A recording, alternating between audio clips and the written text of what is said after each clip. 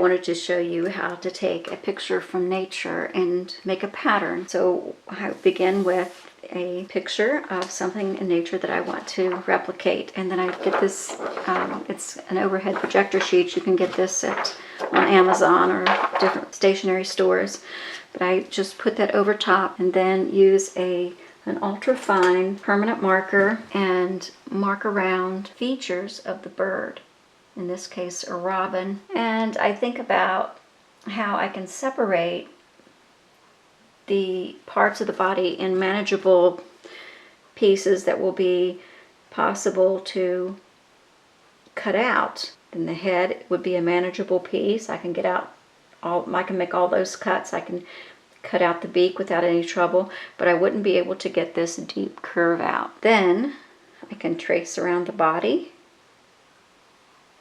and that's manageable. That would be an easy cut to get out. And notice a little bit of wing is showing, and I might actually want to make that wing a little bit more noticeable.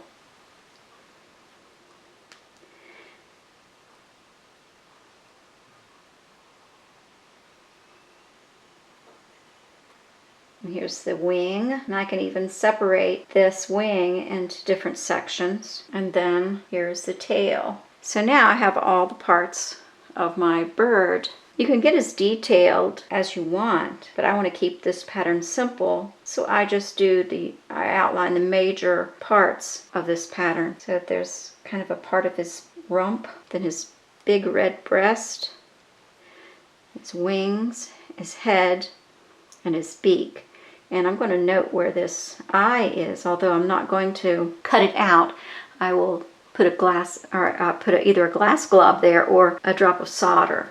So now what I can do is number these pieces. So I'll number the beak 1, the head 2, the throat 3, the breast 4, the parts of the wing 5, 6, 7, 8, 9, and then this wing maybe 10. The next thing I have to do is look at the direction that the feathers are going, and I'm going to put an arrow to indicate how those flow, so that when I lay my pieces out, I can put that on glass with a grain that has a grain to it, and then it will look more natural. Another thing that I have to note is that the beak would be a particular color, and I'm going to put an arrow code there. So this will be glass color A.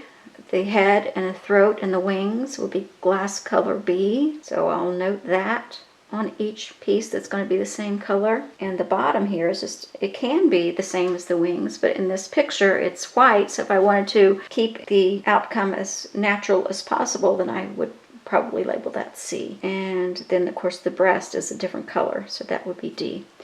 So we need codes.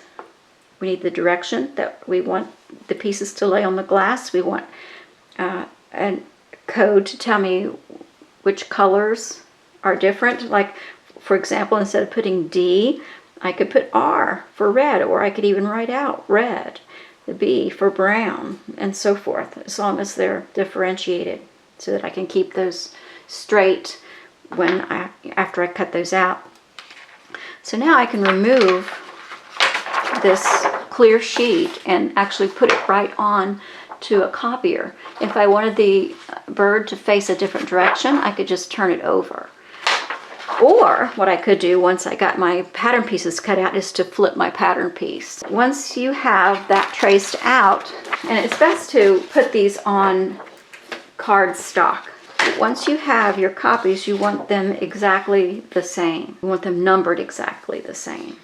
The next step is to take one of the copies that you're going to cut up and use your foil shears, and these are shears specifically designed for the foil technique, or the Tiffany method of doing stained glass. So these have a specific design just for stained glass, just for this foil technique, and you can also get them for lead, but they'll have lead stamped in the handle instead of foil. It removes enough material equal to the thickness of the 2 layers of foil. Use regular household shears to cut around. See, these are just regular household shears. So I can use craft scissors to cut the outside of my pattern.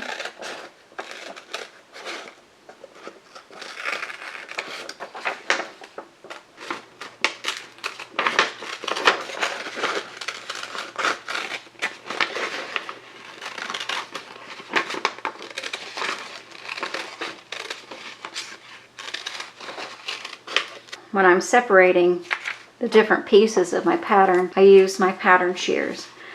So I just cut down the very center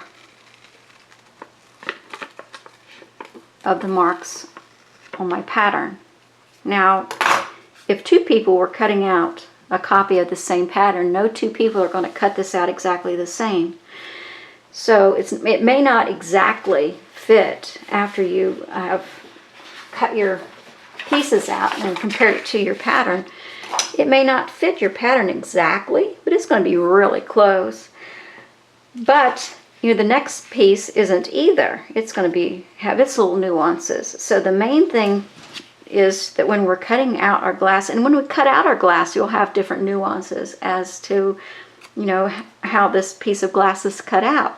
So this layout pattern, the piece that's not cut up, is going to serve as a guide to make sure that your pieces are in the right place. But the main thing is to get the pieces that are side by side to fit the best as they can.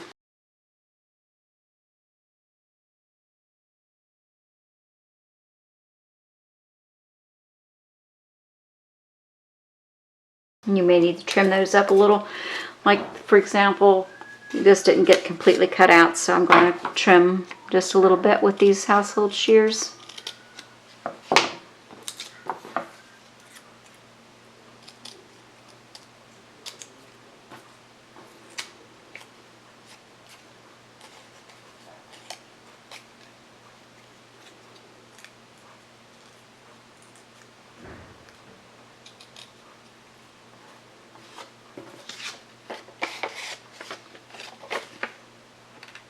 You can tell better if you turn it over. Let's see how that didn't get totally removed. But you can trim it up. If you use cardstock, the pieces will hold up a lot better. Now that I have my pieces cut out for this project, I can just use scrap glass, and I've chosen this streaky glass that kind of resembles, the texture kind of reminds me of feathers, and it's got a nice colorful yellowish reddish color to it. I put the arrow in the direction that I want it to lay on the glass, and since this grain in this glass is going this way, my arrow needs to be going that way. I'm going to make sure that it fits on there well.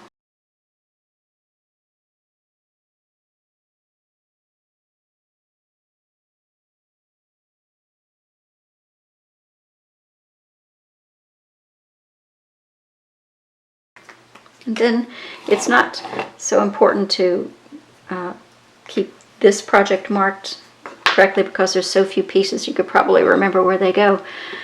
But on bigger projects, it's important to always make sure your pieces are marked. I use small scraps of glass when I can, and if I want to, I can cut out this wing all at once and make it one piece instead of little pieces. And the tail, anytime that you can cut out pieces that are going to be side by side, it's best to do that.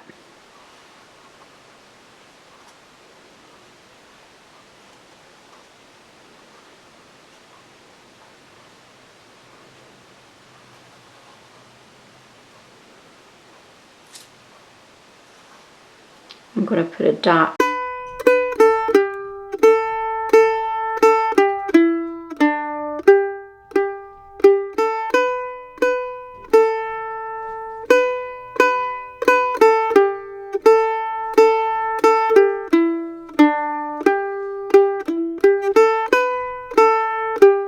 There's no curves in here in this pattern deep enough to require any extra instruction.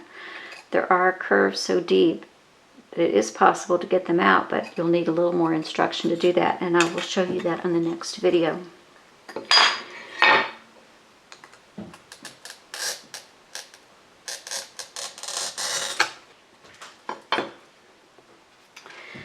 The last piece in this pattern is his little bum, and it was kind of a white color. This fine tip marker will help force you to be more confident. You tend to want to cut into the ink as a beginner, but if you would be disciplined enough to use a fine tip marker and then cut using that thin line, you'll be a better cutter.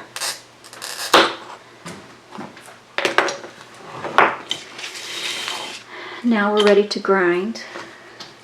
Make sure you have your goggles. If your pattern is small enough, like this, to fit inside a gallon Ziploc bag, it's best to do that and helps preserve your pattern. So I'm removing everything except what I need for this pattern. I'm preserving the inside space of my pattern, just exactly the size of the pattern piece that I marked around. So I'm getting rid of the line. And I want to make sure that this is on the same plane because sometimes it's jagged. So I'm going to take it all the way around.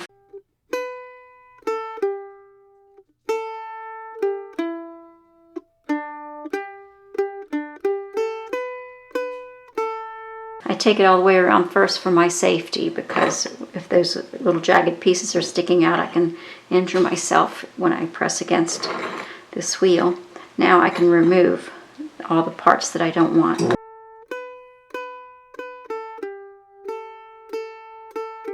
When I don't see a line, that tells me that I don't need to grind there except to keep this on the same plane. So I get rid of that jaggedness, but I don't need to grind any further. But here, where I see an ink mark, I need to get rid of that.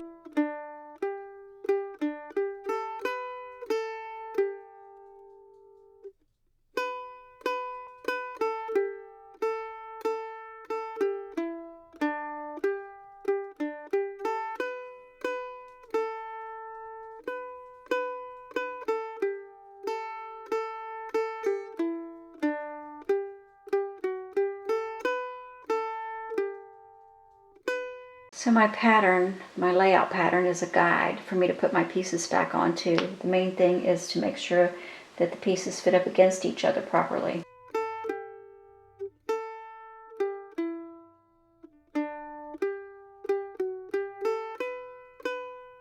So that's pretty similar.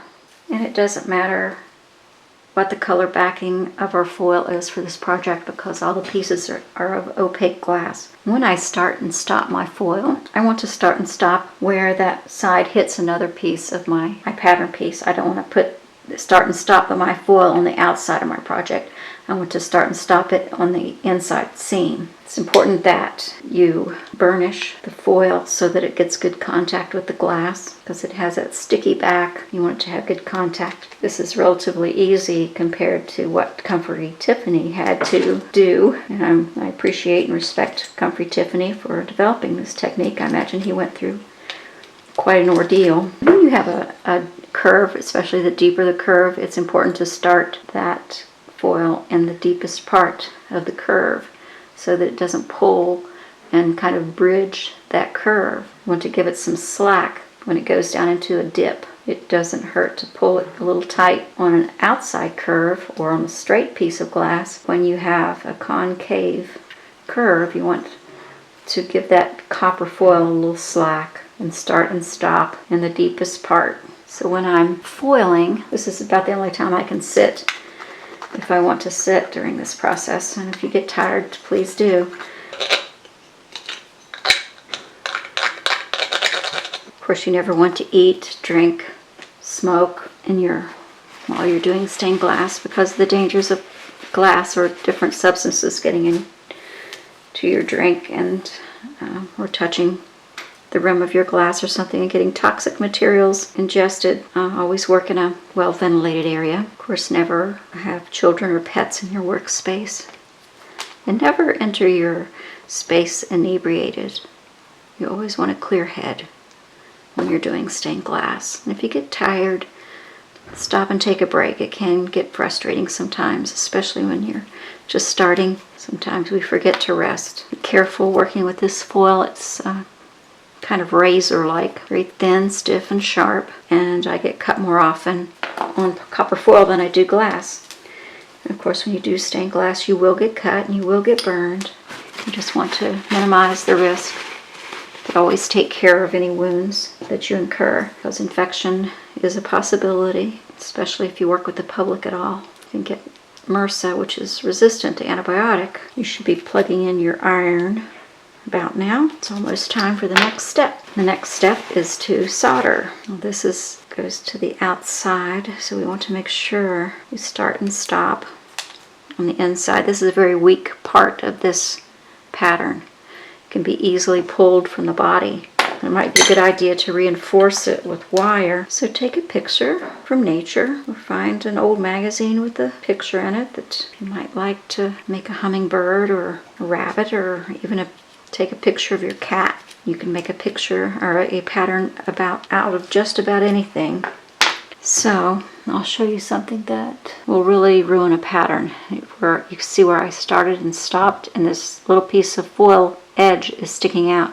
I'm going to use an X-Acto knife to trim that. That really detracts from a pattern. The better you can wrap a piece, more uniformly you can wrap, the better your project will look. Now we're ready to solder. And in order to solder, we need flux. I like to use a paste flux, although they do make a liquid flux. So I just first solder the intersections, or where one piece meets another. Just give it a little bit wherever one piece meets another piece in your pattern. Get it exactly the way you want it. Get it fitting the best you can. You'll need your soldering iron and stand. I'm using a Weller 100. I like to begin by cleaning my tip just a little. This is a moist sponge. Just rake it across the sponge once on each side. It turns nice and shiny if it's been corroded. And I also need some 60-40 solder. I don't like to use the resin core, and I like to use the 60% tin, 40% lead. They also make unleaded, but I prefer to use the variety with lead. So once my iron is nice and hot, I get a bit of solder, and where I've fluxed and there's an intersection, I'm going to just give it a little shot of solder so that I can stick my pieces together so they don't wiggle around. It's a lot easier to undo something if it's just tacked. If I make a mistake or something, then I can easily remove. Okay, now that I have this tacked in place, I can gently remove that so that it doesn't burn my plastic. Now I'll give this a generous coating of flux wherever I see the copper showing.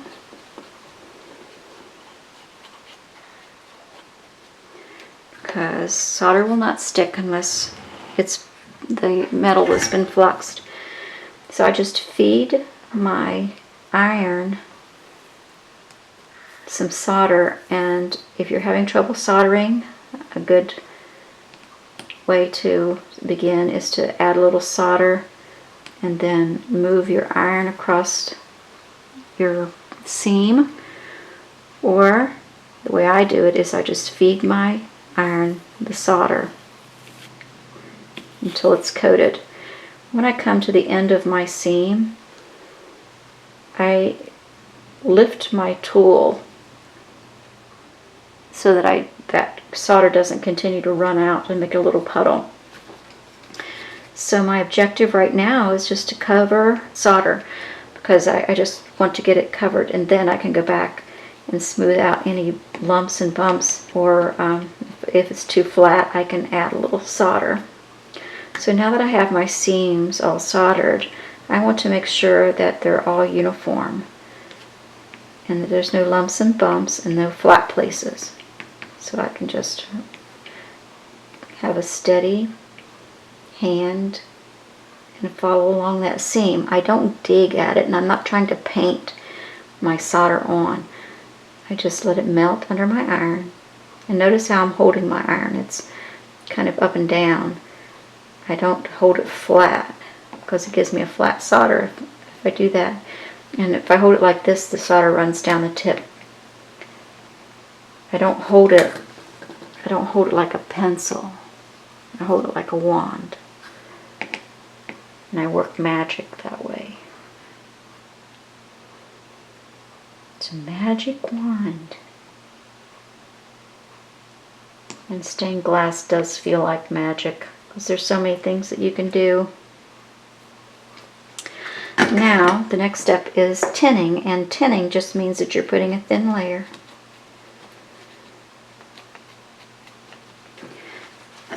of solder on your copper foil. We're not adding solder to the iron like we did before when we were doing the seams.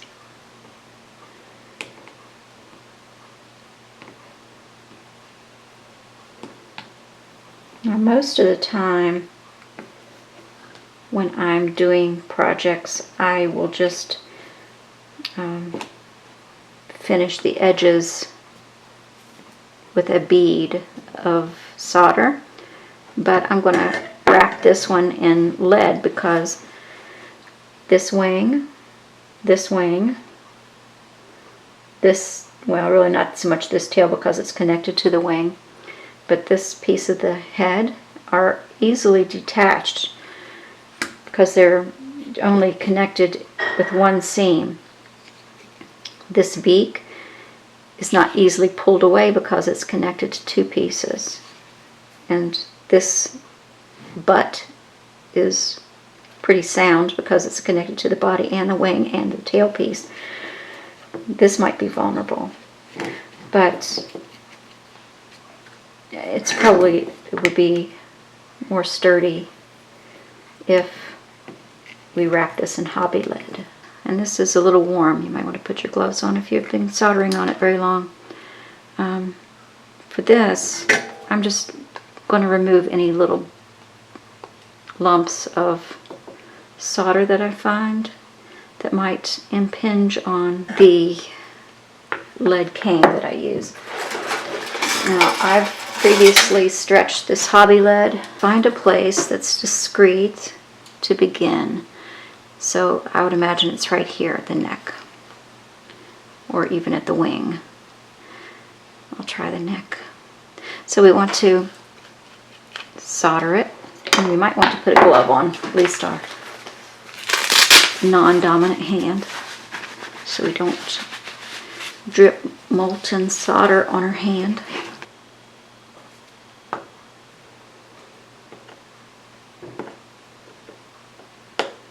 We want to connect it to the body first, so kind of hold it in place so we can turn it. Once we get it connected, I'm just going to wrap it around the body. When it comes to a deep cavity or deep little corner, I'm going to bend it backwards so that it reaches that little crevice, and then just keep wrapping. I'm going to use my little nips and just cut it where it meets the end. Apply some flux. It doesn't take much to melt that lead, so be careful. Okay, so I'm going to take my little hammer and just kind of peck that in place, just gently.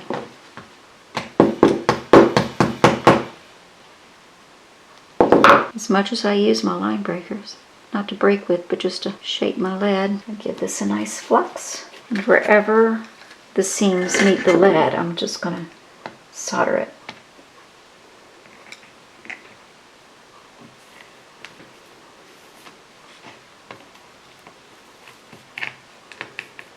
I like the way this glass is textured and ruffly. It reminds me of feathers.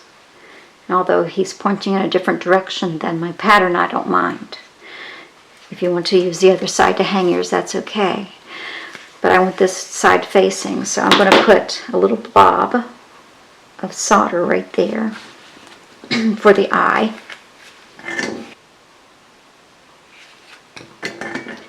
And I also want to give it the appearance of a separated beak. So I can use this piece of wire to add that detail.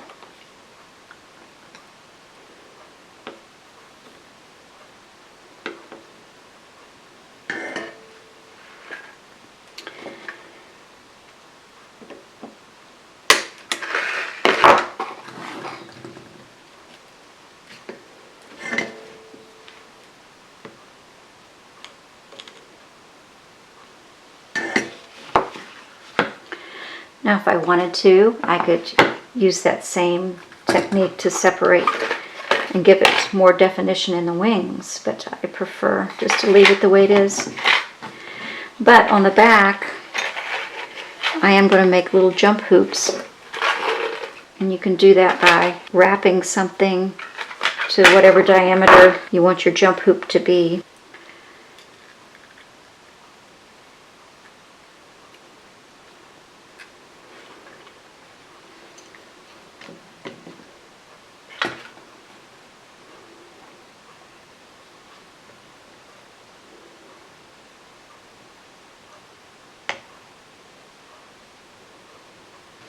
Maybe a little bubbly bath, and polish it up with maybe some glass wax and make it nice and shiny. I challenge you now to go out into nature and find a subject that you would like to make a pattern piece out of and make your own pattern. Thank you for watching. Join me next time when I teach you how to make really deep cuts in stained glass. Please like, subscribe, and share.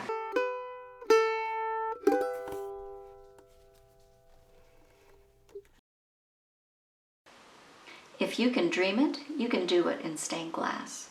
You just need some confidence and practice. Check out my other videos. If there's something you would like for me to teach you, let me know. Thank you for watching.